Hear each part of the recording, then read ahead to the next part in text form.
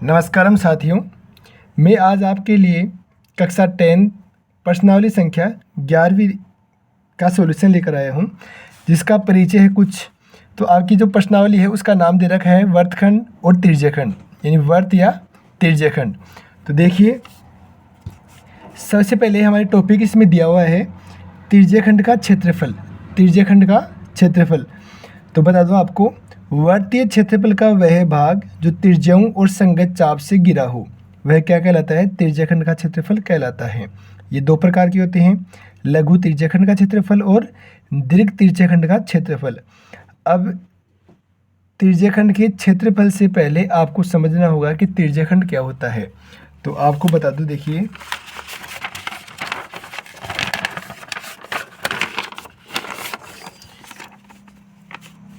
ये अपने को दिया हुआ है वर्त। ये क्या दिया हुआ है? वर्त दिया हुआ है। यहाँ से यहाँ तक, यहाँ से यहाँ तक, ये जो बाहर की पूरी बाउंड्री है इसको हम कहते हैं परिधि। इस पूरी बाउंड्री को क्या कहते हैं? हम परिधि कहते हैं। तो ये तो हो गई अपनी परिधि। बीच में होता है इसकी केंद्रक। बीच में क्या होता है अपने पास? केंद्रक होता है। जो चाप काटते हैं, यदि वह रेखा केंद्र को काटती हुई निकलती है या केंद्र को छूते हुए निकलती है तो उसे हम कहते हैं व्यास। उसे क्या कहते हैं? हम व्यास। और जो व्यास होता है उसकी आधी क्या होती है? त्रिज्या। व्यास क्या होती है? व्यास क्या होता है? यानी कि व्यास होता है, डबल होता है त्रिज्या से। व्यास क्या होता है? 2 गुना होता है त्रिज्या का 2 गुना, यानी व्यास बराबर क्या हो जाएगा? 2r। 2 त्रिज्या हो जाएगी व्यास बराबर। ठीक है। अब देखिए, यहाँ से ये रेखा ऐसे जा रही है, इस केंद्र से होते हुए जा रही है, तो ये भी क्या इसका व्यास है। ये भी क्या इसका व्यास है। जो भी इस तरफ से निकलेगा, केंद्र को छूते हुए 2 पॉइंटों को छुएगा, उसे क्या कहते हैं? हम व्यास कहते हैं। अब देखिए तिर्यखंड, ये अपना वर्त है और इसके हमने दो चाप काटे यहाँ से यहाँ तक। 2 चाप कट गए। अब इसको मिलाते हैं ऐसे करके, ऐसे हम इस लाइन को, ये चाप हो गया अपना। अब ये जो एरिया आ रहा है अंदर वाला, जो त्रिभुज बन रहा है अपने पास, ये त्रिभुज है। ये क्या आपका? लघु तिर्यखंड। ये क्या आपका? लघु तिर्यखंड। इसके अलावा ये जो बच गया बड़ा वाला एरिया, इसे क्या बोलते हैं हम? दीर्घ तिर्यखंड। इसे क्या कहते हैं हम? दीर्घ तिर्यखंड। इसके अलावा देखिए, जैसे ये वर्त है अपने पास, ये केंद्रक है, ये मैंने 2 चाप लगाए यहाँ पे, तो ये जीवा है। इन 2 चाप को मिलाने वाली रेखा क्या होती है? जीवा होती है। 2 चापों को मिलाने वाली रेखा क्या कहलाती है? जीवा। तो अब देखिए, अब इस पॉइंट से मैं केंद्रक से इसको मिलाऊं, इस जीवा को, तो ये त्रिभुज बन गया। ये जो नीचे वाला एरिया है इसे हम कहते हैं वृत्तखंड। इसे क्या कहते हैं हम? वर्तखंड कहते हैं। ये क्या कहलाएगा? आपका वर्तखंड। और ऊपर ये जो त्रिभुज दे रखा है, ये क्या आपका? तिर्यखंड। क्लियर? अब देखिए, तिर्यखंड का क्षेत्रफल दिया हुआ है हमें। कितना दिया हुआ है? पाई आर स्क्वायर थीटा। तिर्यखंड का क्षेत्रफल कितना दिया हुआ है? पाई आर स्क्वायर थीटा बटे हुए 360 डिग्री। तो तिर्यखंड के क्षेत्रफल से पहले बता दो आपको कि वर्त का जो क्षेत्रफल होता है वो क्या होता है? पाई आर स्क्वायर होता है। वर्त का क्षेत्रफल क्या होता है अपने पास? पाई आर स्क्वायर। अब इस पाई आर स्क्वायर में तिर्यखंड के क्षेत्रफल के लिए क्या किया आपने? थीटा वो लगा दिया आगे। थीटा लगा के 360 डिग्री लगा दिया। थीटा बटे हुए 360 डिग्री। वर्त की परिधि होती है, वो होती है अपने पास 2 पाई आर। वर्त की परिधि कितनी होती है? 2 पाई आर। फिर दीर्घ तिर्यखंड का क्षेत्रफल, तो दीर्घ का दे रखा हमें pi r square 360 degree minus theta बटे हुए 360 डिग्री।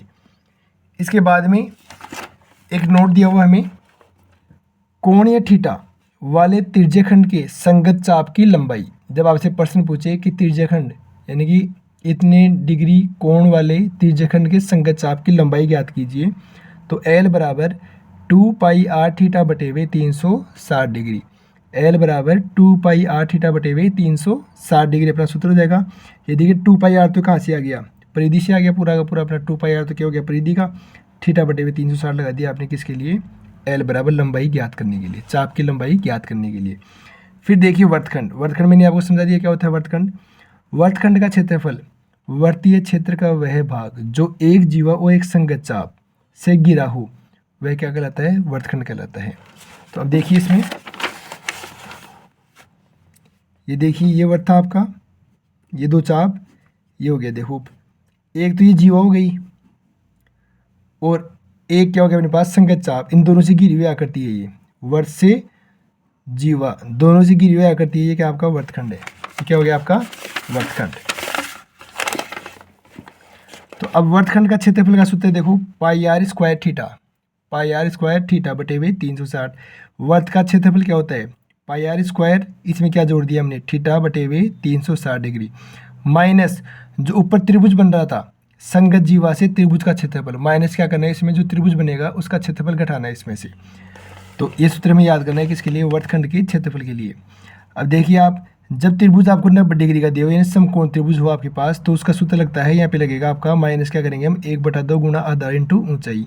यदि वह समबाहु त्रिभुज हो तो कौन सा सूत्र लगाएंगे हम, √3/4 गुणा भुजा स्क्वायर, √3/4 गुणा भुजा स्क्वायर।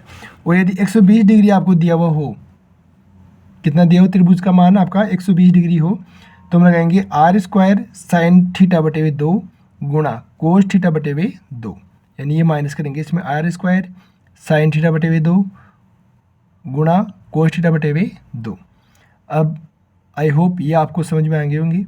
ये सूत्र आपको याद करने हैं, इनके बाहर कोई भी सूत्र नहीं है आपका पूरी प्रश्नावली के अंदर। अगर ये आपके सूत्र पूरे याद हैं तो आप आसान तरीके से अपनी पूरी प्रश्नावली को कंप्लीट कर सकते हैं।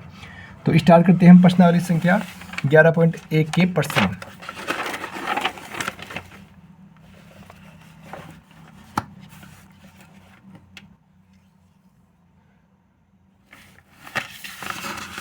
तो देखिए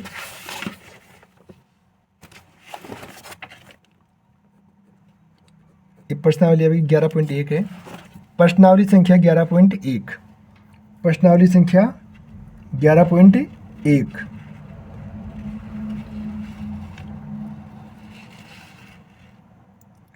अब देखिए इसमें क्या दे रखा है हमें, 6 सेंटीमीटर त्रिज्या वाले एक वर्त के त्रिज्याखंड का क्षेत्रफल ज्ञात की, जिसका कोण कितना दिया हुआ है हमें 60 डिग्री, यानी थीटा का मान तो कितना दिया हुआ है 60, आर का मान दिया हुआ है 6, और किसका सूत्र लगाना है, त्रिज्याखंड का क्षेत्रफल। तो जब तक आपको नहीं बोले तब तक हमें लघु त्रिज्याखंड ही मानना है। तो देखिए 11.1 का पहला प्रश्न, आर का मान हमें दिया हुआ है 6 सेंटीमीटर, थीटा का मान दिया हुआ है 60 डिग्री, थीटा का मान कितना दिया हुआ हमें 60 डिग्री, और क्या पूछा है त्रिज्याखंड का क्षेत्रफल।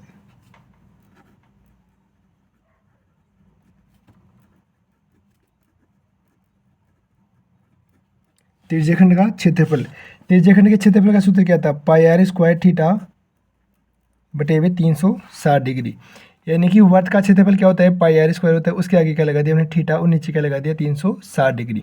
तो अब देखिए पाई का मान 22/7, आर का मान कितना है 6 गुणा 6, थीटा का मान कितना है 60 बटे हुए 360।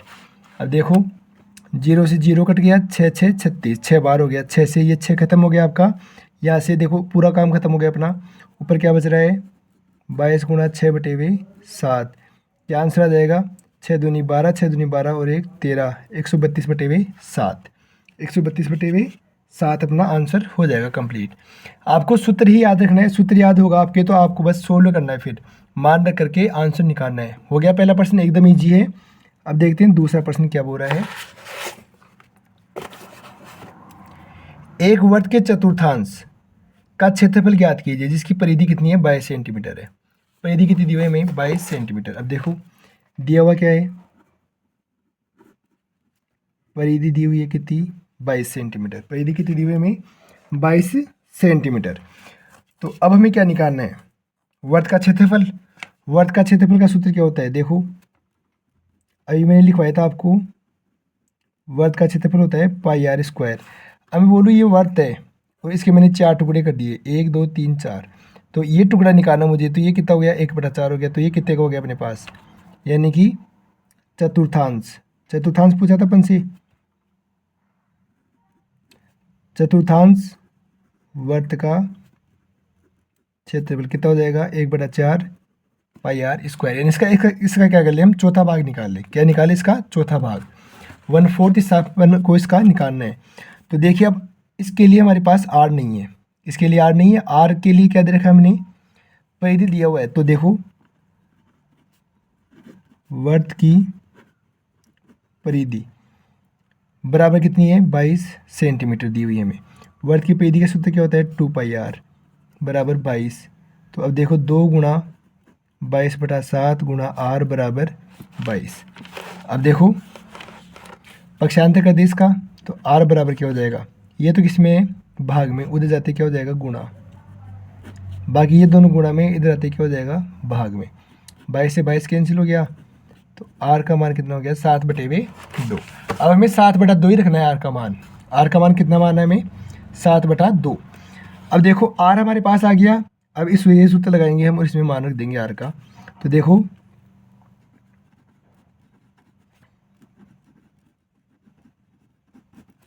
वर्त के चतुर्थांश का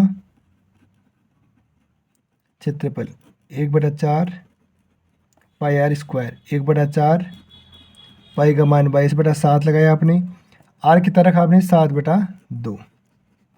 इसे हम 7/2 35/2 यही मान लेंगे, क्योंकि 7 से 7 कट जाएगा अपना, जब तक पर्सन नहीं बोली तब तक।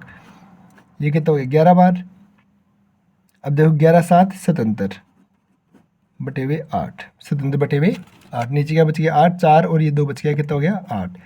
77/8 अपना आंसर हो गया, फाइनल आंसर कितना हो गया अपना 77/8 हो गया ये।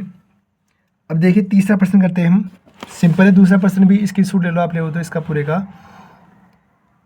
इसके बाद देखिए तीसरा प्रश्न,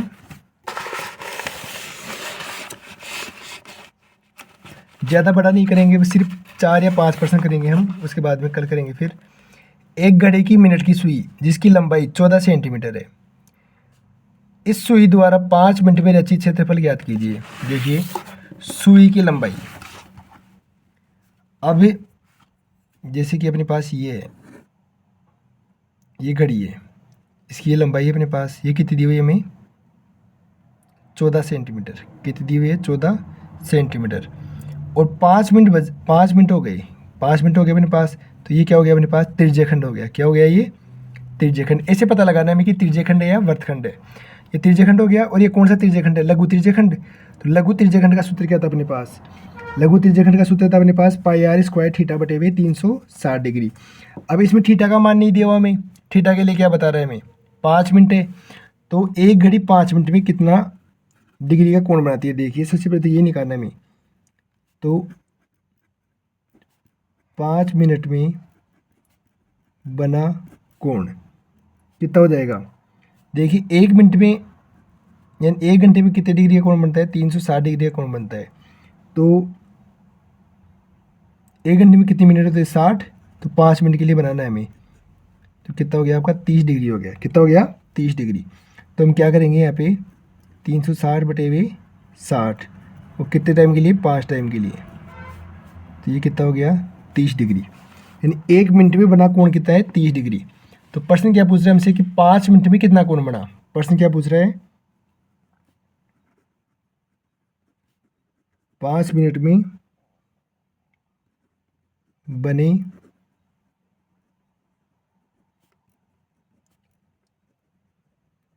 त्रिज्यखंड का क्षेत्रफल। तो 5 मिनट के लिए क्या हो जाएगा पाई बराबर पाई r स्क्वायर थीटा बटे 360। पाई का मान कितना है 22/7। r का मान हमें प्रश्न में दिया हुआ था, r का मान दिया हुआ था हमें 14, कितना दिया हुआ था हमें 14 सेंटीमीटर दिया हुआ था। और थीटा का मान हमने निकाला कितना 30 डिग्री। तो ये 0 से 0 12 बार कट गया इतना। अब देखिए इसको इतना कर देता हूँ मैं 22/7 गुणा 14 गुणा इतना हो गया। अब देखिए आप 2 के पाड़े में 2 संते 14 और 2 छिके 12, अभी 6 भी कट जाएगा 2 तियाँ और 2 संते 14। अभी 3 बच रहा है नीचे, और 22 7 7 बच रहा है, ये 7 से 7 काट दूँ मैं, तो क्या बच गया इतना आंसर हो गया अपना।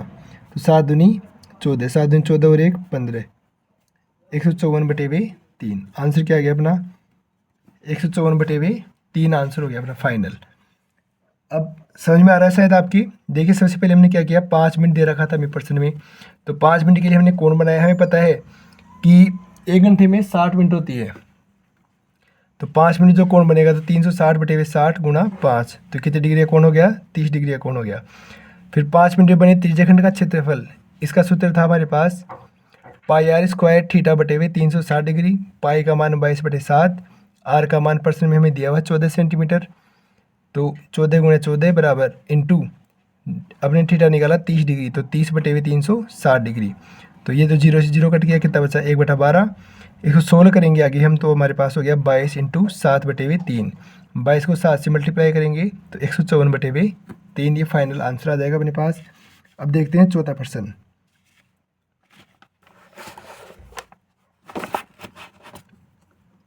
दस सेंटीमीटर त्रिज्या वाले एक वृत्त की कोई जीवा केंद्र पर एक समकोण अंतरित करती है, यानी कौन सा त्रिभुज बनाती है? समकोण त्रिभुज बनाती है। तो थीटा का मान क्या हो गया? यहाँ पे समकोण का नाम है, तो कितना हो गया? 90 डिग्री हो गया।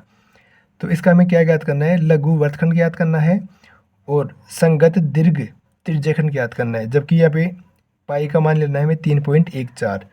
देखिए सबसे पहले क्या निकालना है? संगत लघु वर्तखंड। सबसे पहले क्या निकालना है? संगत लघु वर्तखंड। तो इसका सूत्र देखिए सबसे पहले हमें क्या दिया हुआ है इसमें।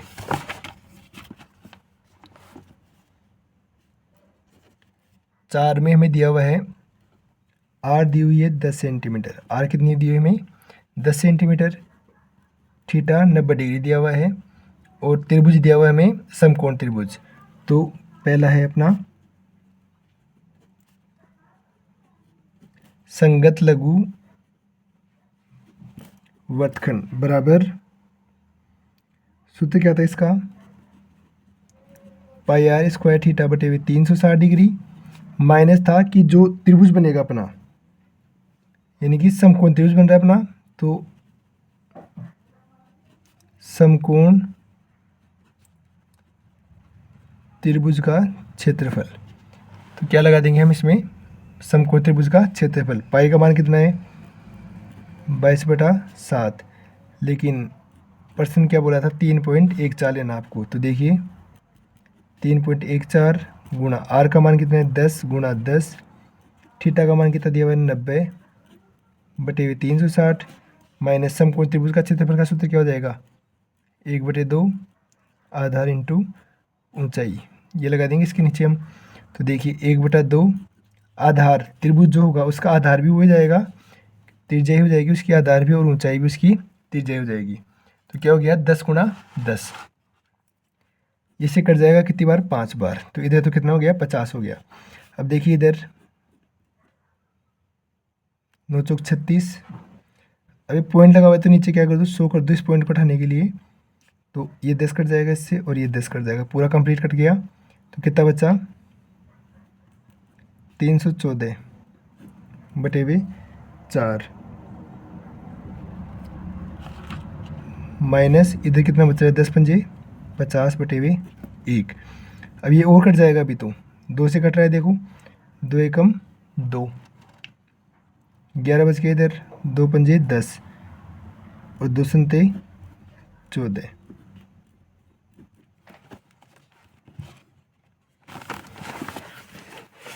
अब देखिए आपके पास दो तरीके यहाँ से, या तो आप इसमें 2 का भाग दे दो डायरेक्ट, या आप एलसीएम ले लो। तो एलसीएम लेते हैं। 50 दूनी 100, कितना बच गया? 57/2। 2 दूनी 4,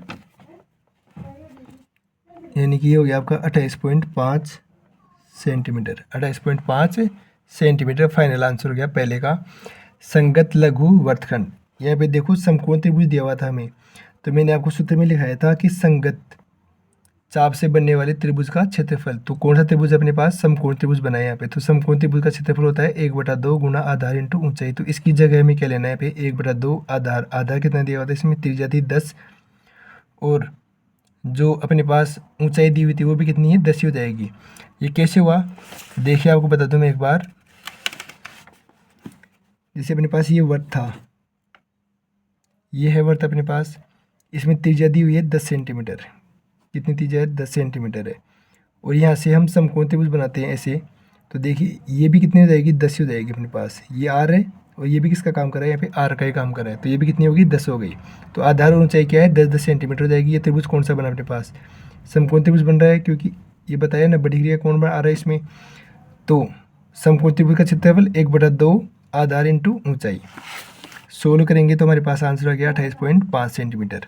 अब इसका दूसरा प्रश्न देखते हैं।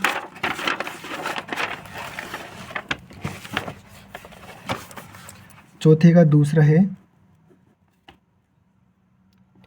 प्रश्न बोले संगत दीर्घ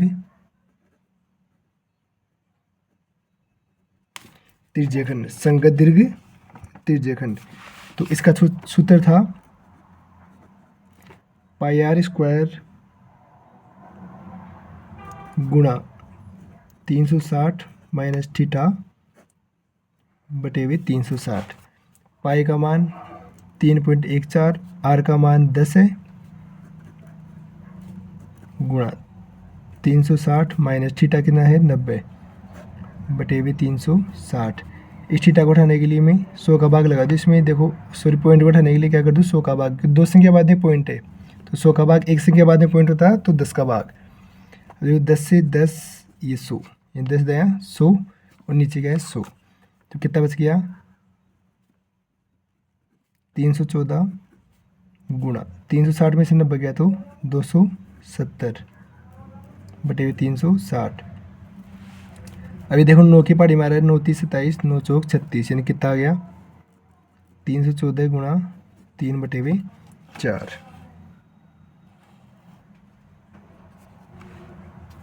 अभी कट जाएगा, 2 से कट रहा है, देखो 2 2 एकम 2, 1 बचा 2 पंजे 10, 2 समती 14 और ये कितना हो गया 2, यानी कि 157 गुणा 3 बटे 2। तो 157 से इसको मल्टीप्लाई करेंगे हम तो ये हो जाएगा 7 21, 5 15 और 2 17, 3 एकम 3 और 1 6, 671। सॉरी, 7 21, 5 15 और 2 17, 3 एकम 3, 3 और 1 4, यह आ जाएगा 471 बटे 2। 471 में 2 का भाग देंगे हम तो ये बन जाएगा